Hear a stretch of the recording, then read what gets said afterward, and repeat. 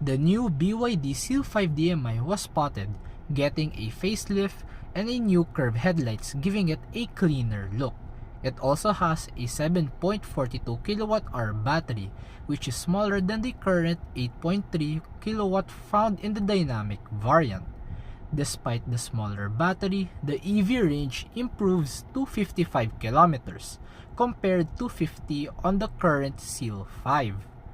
It has a fresh new look, a slight boost in electric range, which makes the Seal 5 DMI an even better value when it officially launches.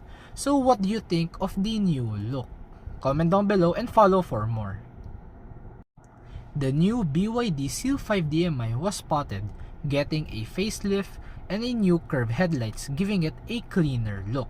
It also has a 7.42 kWh battery, which is smaller than the current 8.3 kW found in the dynamic variant. Despite the smaller battery, the EV range improves to 55 km compared to 50 on the current Seal 5. It has a fresh new look, a slight boost in electric range, which makes the Seal 5 DMI an even better value when it officially launches. So what do you think of the new look? Comment down below and follow for more.